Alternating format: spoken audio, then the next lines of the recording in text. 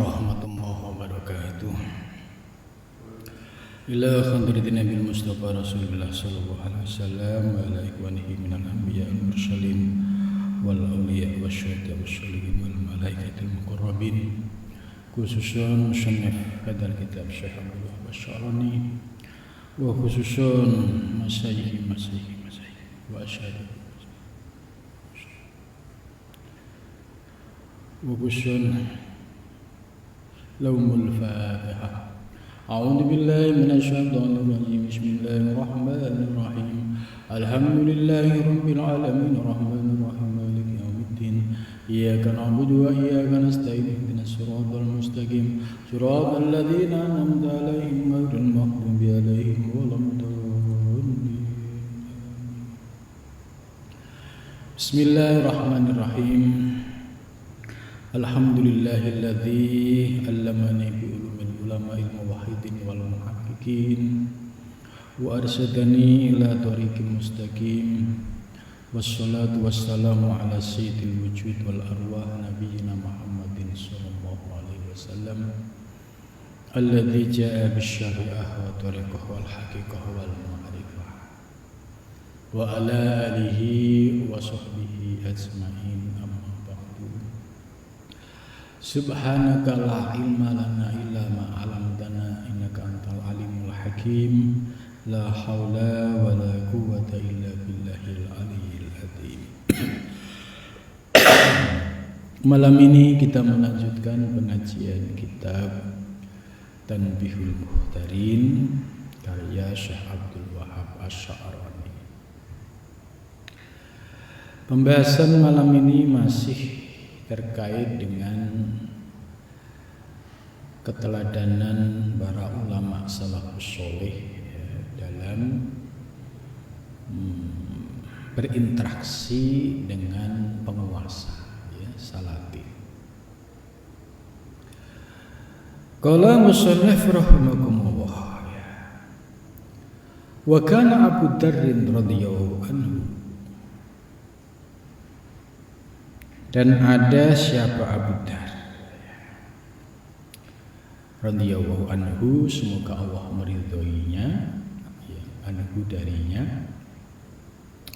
Yaqulu, berkata siapa Abu Dzar, ya sayati alan nasi zamanun. Ini kalimat yang memprediksi akan terjadinya peristiwa yang akan datang. Di dalam hadis Nabi juga ada beberapa redaksi yang menggunakan sayati ala ummati zaman.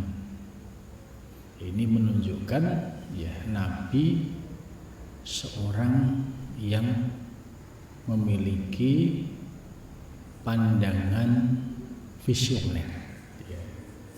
Jadi kalau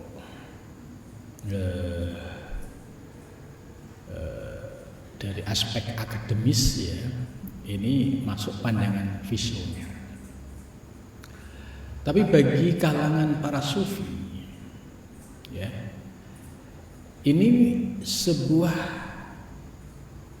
prediksi sebenarnya bukan prediksi, tapi boleh dikatakan bagi orang yang winarah, bagi orang yang basyirah qalbinya terbuka, itu diberikan anugerah oleh Allah bisa membaca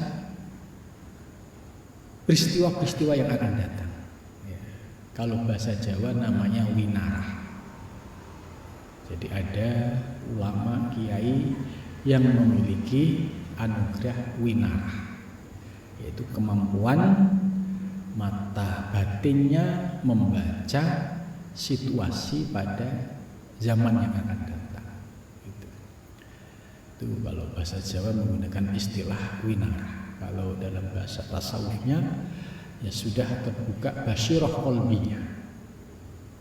Itu kalau dari sisi akademis adalah orang-orang yang memiliki visioner, membaca zaman. Lah, Syekh Abu Darin ini juga menggunakan redaksi yang sama. Sayati 'alan nasi zaman. Sinnya ini hanya sin, ya, ciri-ciri fiil, ciri-ciri huruf yang masuk pada fiil, ya, ya'ti ini fiil mudhari. Jadi sayati akan datang, ya, termasuk peristiwa future tense, ya, peristiwa yang akan datang. Alan nasi atas manusia, ya, manusia ini sifatnya umum. Kalau redaksi hadis Nabi biasanya ala ummati, ya, atas umatku. Tapi Syekh Abu Dzar ini menggunakan ala nas, yaitu sifatnya lebih umum. Apa yang datang menimpa umatku, apa yang datang menimpa manusia, zaman, yaitu suatu masa. Takunu yang ada, ya, ya.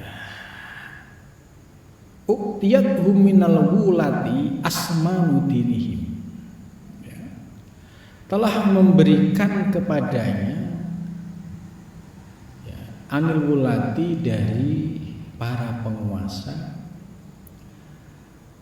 Apa yang diberikan?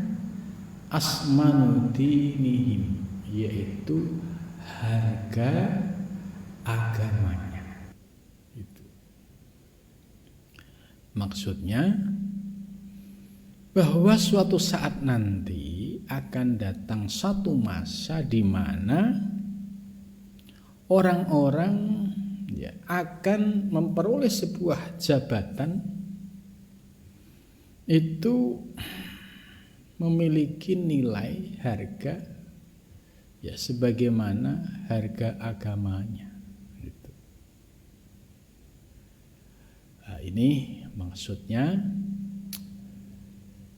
kita bisa melihat, ya, orang yang memiliki hubul jah, ya, cinta terhadap derajat pangkat, akan melakukan segala upaya untuk memperoleh wulah, yaitu kekuasaan, jabatan, dengan beragam cara, sekalipun harus, ya, menjual agamanya. Nah, itu bahasanya seperti itu.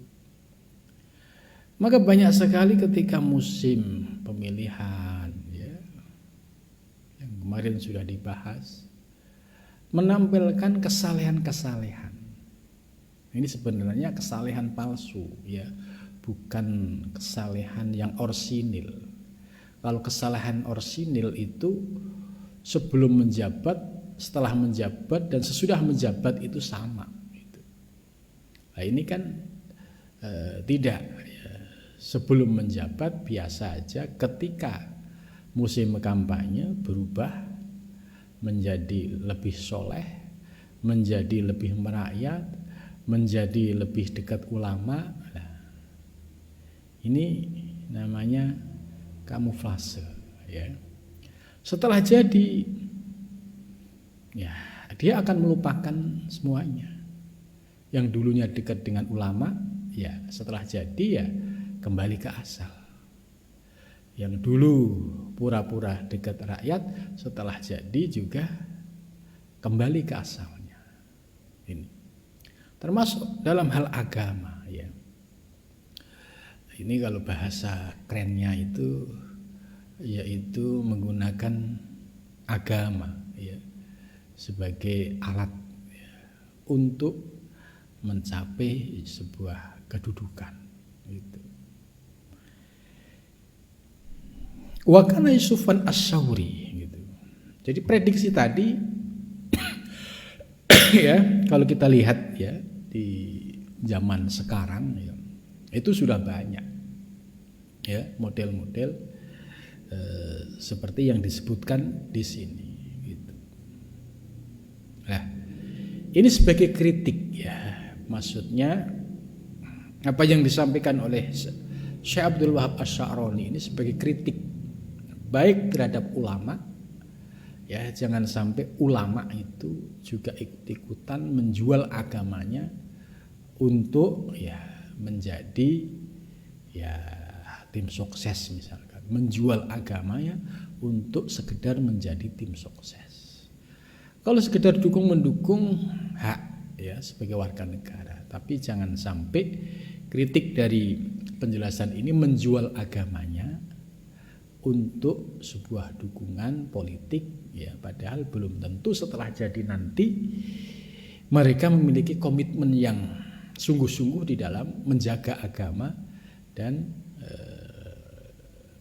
memperhatikan rakyatnya gitu. Jadi hanya sekedar ulama dijadikan alat. Nah, ini yang dikritik oleh kitab ini. Maka sikap kita ya dalam menghadapi pemilu ini ya menjadi pribadi yang independen ya.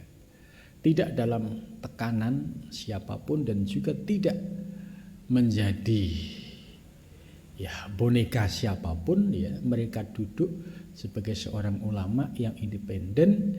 Andai dia mendukung yaitu sebagai hak warga negara, tapi sama sekali tidak menjual agama untuk ya melakukan dukungan ya terhadap satu tokoh, kemudian yang lebih bahaya lagi ya, menuduh orang lain, tokoh lain yang tidak sejalan dengan tuduhan-tuduhan yang tidak benar. Nah, ini yang dikritik oleh kitab ini. Gitu. Jadi seorang kiai, seorang ulama ya harus punya sikap. Tidak boleh dalam kendali siapapun. Ya kendalinya seorang ulama ya hanya Allah. Yang ditakuti hanya Allah. Gitu. Wa kana Sufyan Ats-Tsauri dan ada siapa Sufyan Ats-Tsauri radhiyallahu anhu ya, beliau ini sangat masyhur ya, Sufyan Ats-Tsauri ini sebagai seorang sufi. Bagaimana pendapat Syekh Sufyan Ats-Tsauri? Yaqulu berkata Syekh Sufyan Ats-Tsauri, man ya siapa saja, siapa orangnya, man siapapun, tabassama yang tabassum ya senyum manis ya, fi wajhi dzalimin pada wajah orang yang zalim. Ini maksudnya ya penguasa yang memiliki kebijakan yang mendolimi rakyatnya gitu, warganya. Jadi jelas kedolimannya itu nampak. Jadi bukan sebatas dia dituduh zalim tapi sesungguhnya tidak zalim, tapi memang ya dia membuat kebijakan yang sengaja membuat rakyat itu terzalimi. Nah, kalau seperti ini kok ada orang yang tabassum ya senyum-senyum ya, artinya senyum manis itu. Kemudian wa ausa'alahu fil majlis, dan dia dan memberikan tempat yang leluasa lahu baginya, bagi orang yang zalim, fil majlis di dalam tempat duduk gitu. Jadi memberikan prioritas utama ya kepada seorang yang zalim ini, yang dikenal zalim ini ya, sampai diberikan tempat duduk istimewa ya. Wa akhudha min ataihi, dan dia mengambil pemberiannya. Ini ya kritik keras ya. Kalau sudah jelas ada calon pemimpin atau orang yang menjadi pemimpin, jelas-jelas dia mendolimi ya, mendolimi dengan kebijakannya, kemudian kok datang disambut ya dengan karpet merah, dengan tabassum, dikasih sorban misalnya, dan ditambah dikasih ruangan khusus ya sebagai penghormatan. Wa akhudha min adhi, dan diambil juga pemberiannya atau amplopnya ya, atau pemberiannya. Fakot nakodho, maka sungguh dia telah merusak ya arul islami, yaitu kehormatan agama Islam. Jadi ini kalau dilakukan oleh seorang tokoh, di mana tokoh tersebut adalah ulama, ternyata fakot nakodho, sungguh telah merusak, yaitu arul islami, yaitu kehormatan agama Islam. Ini kalau jelas-jelas dolim ya. Berbeda dengan orang yang sebenarnya dia jujur, adil, tapi kemudian dituduh dolim itu oleh pihak lawan. Jadi harus bisa memilah orang yang benar-benar dolim atau orang yang baik tapi dituduh dolim. Ini harus bisa dipilah secara tepat. Yang dimaksud oleh makalah ini ya orang yang sudah masyhur kedolimannya. Itu artinya kebijakannya itu ya sangat merugikan rakyat. Wa kataba min jumlati a'wanid dzulmah wa kutiba, dan akan ditulis ya orang yang seperti itu. Jadi di sini menggunakan man, artinya ya umum, siapapun itu ya, bisa ulama termasuk bisa diri kita. Kalau punya ciri-ciri 3 tadi itu. Maka orang yang demikian wa kutiba min jumlati a'wanid dzulmah, maka dia akan tercatat sebagai bagian dari penolong kedoliman. Nah, ini kan rugi. Ya istilahnya dikasih uang berapa tapi dia memiliki kedoliman yang besar. Padahal kita hanya dikasih berapa sih gitu kan. Tapi dia masuk sebagai orang yang berada dalam kedoliman ini. Itu. Wal muradu, dan bermula yang dimaksud huna di sini bi arul Islam, dengan kalimat arul Islam, yaitu mukhalafatu qawaid salafis sholih, berbeda dengan prinsip-prinsip para salafus sholih. Jadi salafus sholih itu ya sikapnya independen gitu ya. Jadi tidak mau ya memberikan prioritas apapun gitu. Kalau datang seorang penguasa atau calon ya datang ya biasa saja, tidak ada spesialnya gitulah, sama dengan tamu-tamu yang lain itu. Dan seorang ulama yang lurus ya dia akan bisa bersikap ya secara lurus ya, bahkan juga bisa memberikan nasihat agama ya terhadap ya orang yang datang ke rumahnya itu. Jadi posisinya sebagai al-wa'id ya, memberikan nasihat ya, tidak mengikuti irama ya penguasa. Itu ini fungsi ulama yang memiliki sikap independen itu. Sebagaimana ulama salafus sholeh itu. Wa kana Tawus rahimahullahu ta'ala, wa kana, dan ada siapa Tawus rahimahu, semoga merahmatinya siapa Allah ta'ala ma tinggi, yuksiru, memperbanyak siapa Tawus al-julusa, duduk fi baitihi, di dalam rumahnya. Wakilah dikatakan lahu kepada Tawus fi dzalik, pada keadaan itu, waqala, maka menjawab siapa Tawus, innama jalastu, sesungguhnya aku duduk fi baiti, di rumahku, lihi fil a'immati, karena khawatir ya pada umat itu. Jadi Tawus ini lebih banyak berdiam diri di rumah ya, tidak kesana kemari ya, apalagi mendatangi penguasa yang tidak ada kaitannya misalnya, karena beliau lebih memilih membimbing umat ya, memilih waktunya ngajar ya ngajar, ngaji ya ngaji ya, ceramah ya ceramah itu. Wa fasati ru'yah, dan juga dia tidak mau terjadinya kerusakan pada umat. Jangan sampai ya ada orang dolim ya kemudian ya, dia membuat sebuah strategi supaya kedolimannya itu tidak nampak, kemudian menjadikan ulama sebagai bemper. Nah ini khawatir apa? Umat atau rakyat menganggap oh dia baik gitu. Nah ini kan termasuk merusak umat, fasadul ummah, fasadur ra'yah. Wadihabus sunnati, dan hilangnya sunnah, yaitu untuk bisa mengamalkan apa yang menjadi sunnahnya Nabi.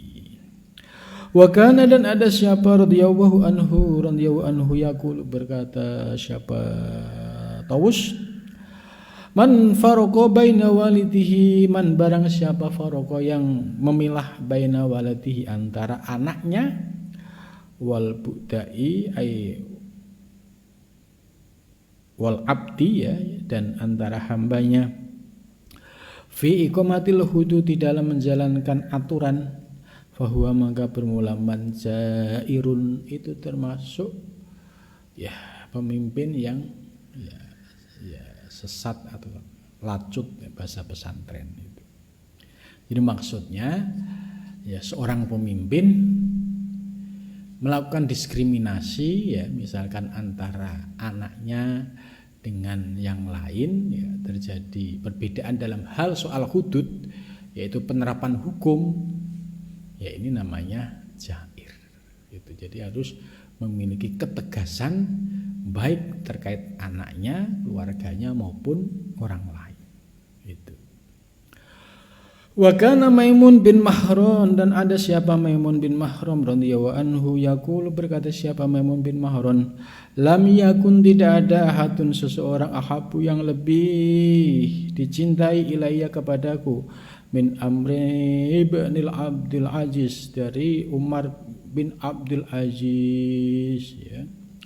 Jadi Umar bin Abdul Aziz ini salah satu khalifah yang masyhur, yang dikenal adilnya, yang ya melakukan ekspansi ya, perluasan wilayah ya, di beberapa wilayah ya, seperti kalau nggak salah itu di Mesir dan beberapa tempat yang lain, itu ada peran Khalifah Umar bin Abdul Aziz. Dia ya seorang khalifah ya, yang memiliki rasa takut kepada Allah lebih tinggi, sehingga tidak menggunakan posisi sebagai ya khalifah ya untuk melakukan tindakan-tindakan yang merugikan orang lain. Wali an arahu maitan ahabbu ilayya min an arahu waliyun amalan. Jadi, dan aku melihatnya ya sebagai orang yang dalam keadaan mati, itu lebih aku cintai ya, daripada aku melihat dia sebagai seorang penguasa wali yang amalan, yang mengamalkan gitu maksudnya. Jadi lebih baik melihat seseorang dalam kondisi maitan. Kalau maitan itu kan tidak mungkin melakukan kedoliman itu maksudnya, dan juga tidak sampai merugikan orang lain. Nah, kalau seorang pemimpin ya, seorang wali, seorang penguasa, sekalipun dia adil, tapi ada ya potensi kemungkinan salah, kemungkinan lupa, itu ada gitu. Nah, dalam memahami pesan-pesan para sufi tersebut ya, dalam konteks zaman sekarang ya harus dipahami secara lebih tepat gitu. Jangan sampai kemudian umat Islam kemudian menjauh dari politik, kemudian politik dikuasai oleh orang lain yang bukan ahlinya, bahkan kalau dia menjadi penguasa lebih zalim lagi gitu. Nah, ketika melihat kondisi seperti ini ya, seorang muslim ya, untuk menghindari madharat yang lebih besar, berarti ya dia bisa ikut dalam politik dengan tujuan untuk akhafud darurat, yaitu mencari darurat yang lebih ringan. Gitu. Ini kaidah usul fikihnya. Nah, misalnya begini, di sebuah wilayah ini ada calon yang dia sudah dikenal kaya, tapi ahli judi, ahli maksiat, ya bisnisnya bisnis haramnya di mana-mana misalkan. Nah, orang jelas seperti ini, ya kalau di era pemilihan langsung ini, kalau dia punya duit banyak, ini bisa bahaya. Maka kalau ada ya seorang muslim, kemudian dia maju dengan dalih, ya daripada dikuasai dipegang oleh orang yang zalim, ya lebih baik dipegang oleh seorang muslim yang taat, yang diharapkan tidak melakukan kedzaliman yang lebih parah lagi. Nah, ketika posisi seperti ini, akhafud dararain, ya maka ini lebih maslahah itu. Jadi para santri dalam memahami apa yang disampaikan oleh para ulama tadi harus sesuai dengan konteks zamannya. Gitu. Jangan sampai ngaji ini kemudian menjadi apatis terhadap politik. Ya. Nah, politik boleh-boleh saja, ya selama dia punya niat likhidmatiddin, ya khidmah untuk agama dan khidmah untuk bangsa dan negara. Kalau niatnya itu, ya ini lebih utama daripada dikuasai oleh orang yang bukan ahlinya, bahkan bisa merusak tatanan agama. Itu. Bahkan bahaya lagi kalau merusak tatanan negara. Maka tampilnya seorang kader atau tokoh untuk menyelamatkan kondisi seperti ini, maka ini lebih baik ya, dibandingkan dia apatis. Akan tetapi jika ada ulama yang bersikap seperti yang disampaikan di kitab ini, ya boleh-boleh saja, ya karena itu sebagai sikap hati-hati. Tapi harus dilihat sisi maslahahnya lebih besar mana. Kalau dia mendiamkan, kemudian posisi-posisi strategis dikuasai oleh orang yang tidak ahlinya, ya dia dikenal zalim, ini bahaya lagi. Maka lebih baik kalau ada ya, kader atau calon yang dia diyakini bisa memberikan maslahah lebih baik, ya tentu itu bisa menjadi alternatif. Jadi menggunakan kaidah fikih, usul fikih ya, mencari madharat yang lebih kecil. Wa kana Malik bin Dinar radhiyallahu anhu, dan ada siapa Malik bin Dinar radhiyallahu anhu, yaqulu berkata siapa Malik bin Dinar, idza samina, apabila menjadi gemuk ya siapa al-amiru seorang penguasa, ba'dal hazali setelah dia kurus, fa'lamu maka ketahuilah, annahu sesungguhnya amir yaitu penguasa, qad khana sungguh dia telah berkhianat, rakyatahu pada rakyatnya, wahona dan dia berkhianat robbahu pada Tuhannya. Ya, jadi ini kalimat simbolis ya, kalau ada seorang amir menyalahgunakan jabatan kedudukannya untuk memperkaya diri. Ya, memperkaya diri, memperkaya keluarga, kemudian mengabaikan kepentingan agama dan rakyat. Nah, ini termasuk amir yang sudah berkhianat kepada rakyat dan amir yang sudah berkhianat kepada Tuhannya. Ini bahasa simbolis ya. Wadakhala dan masuk Abul Aliyah alal khalifah. Wadakhala dan masuk siapa Abul Aliyah? Abul Aliyah yaitu ismuhu wakila kulsum ya, wakila adinatun ya, Abul Aliyah Al-Barra nama lengkapnya. Alal khalifah, masuk kepada rumahnya khalifah. Faqala lahu, maka dia berkata, siapa Abul Aliyah, lahu kepada khalifah, ihdar, hati-hatilah, dakwatul madlum, ya, hati-hatilah doanya orang-orang yang dizalimi. Ya, ini pesannya. Hati-hati doanya orang yang dizalimi. Fa innallaha, maka sesungguhnya Allah, la yarudduha, tidak akan menolak siapa Allah ya pada doanya orang yang dizalimi gitu. Walau min fajirin, walaupun dia itu orang yang lacut, ya itu sesat, orang yang ya brengsek lah gitu. Wa fi riwayatin walau min kafirin, walaupun dia kafir.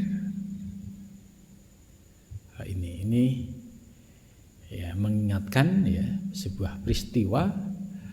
Sekalipun dia orang kafir atau orang dolim, tapi dia dizolimi, ya, dizolimi, difitnah, kemudian sampai dia itu benar-benar dizolimi, ya, itu doanya itu akan dikabulkan oleh Allah Subhanahu Wa Taala. Itu maka doanya orang yang dizolimi ini bahaya.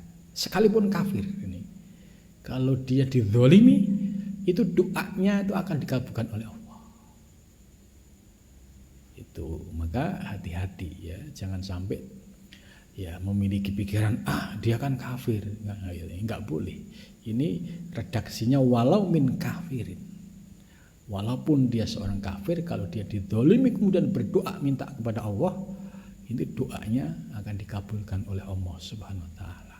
Itu, dan ini terjadi ya, terjadi ketika ada seorang yang dizalimi kemudian berdoa, ya, akhirnya jatuhlah ya korban demi korban orang-orang yang dulunya itu menzalimi. Gitu. Intaha.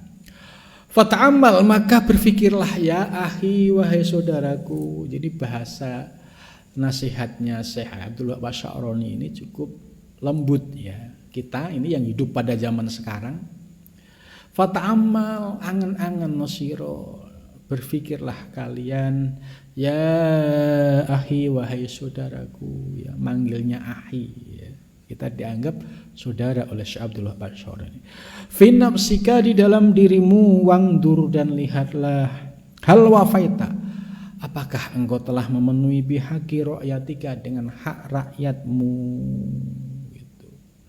Jadi apakah kalian sudah memenuhi hak rakyatmu fi zawiyatika, dalam naunganmu, au hatta zawarika, atau hingga pada anggota tubuhmu, bihaisu ista'malatha fi maradatillah, sekiranya digunakan untuk mencapai memperoleh ridha Allah, wa na'ama wa mana'taha, dan wa mana'atha min ma'asihi, dan mencegah dari segala kemaksiatan gitu. Jadi jawarih kita, anggota badan kita itu juga harus dilihat apakah jawarih kita, anggota badan kita itu lebih banyak digunakan untuk ketaatan atau kemaksiatan. Kalau kita sudah bisa menggunakan jawarih, anggota tubuh kita, untuk ketaatan, ini sudah on the track. Andai kepleset dalam kemaksiatan, ya cepat istighfar dan bertaubat, karena Allah Maha Pengampun. Nah, yang disebut dolim sudah kepleset kemaksiatan, kemudian sombong, tidak mau istighfar, tidak mau bertaubat. Ini yang masuk, ya, dia mendolimi dirinya sendiri. Au gosasta, atau menipu nafsaka, dirimu, wajawarihaka, dan anggota tubuhmu. Atau bisa jadi Anda akan menipu dirimu sendiri dan anggota badan, ya, karena tidak menunaikan haknya jawarih untuk ketaatan, ya, sholat 5 waktu, untuk ibadah, untuk ngaji, untuk amal soleh, tapi digunakan pada yang tidak diridhai oleh Allah. Fa inna kullu ra'in, maka sesungguhnya tiap pemimpin mas'ulun akan dimintain pertanggungjawaban an ra'yatihi, dari rakyatnya. Wa iyyaka, dan takutlah ya akhi wahai saudaraku, wadkhulala, dan masuk alal umara, atas umara.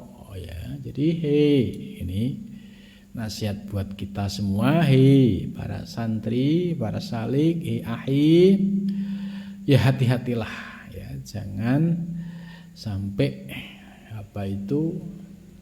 nafsu banget ya kalau masuk ke rumahnya umaro, apalagi nggak ada kepentingan, nggak ada apa, tapi senengnya datang ke umaro, apalagi tidak dipanggil gitu ya. Ini kelihatan hatinya sedang tidak dalam keadaan bersih gitu. Sebab ketika bertemu umaro kemudian dia membawa agenda nafsunya, pasti potensi untuk menyimpang itu tinggi. Maka kita diminta untuk menjaga diri, ya, menjaga diri supaya tidak terseret. Bagaimana kalau posisi diperlukan oleh umaro? Kalau posisi seorang ulama diperlukan oleh umaro untuk meminta tausiahnya, ya kewajiban bagi seorang umaro itu memberikan nasihat. Itu. Jangan sampai juga dibiarkan karena memahami teks ini secara tekstual, ya.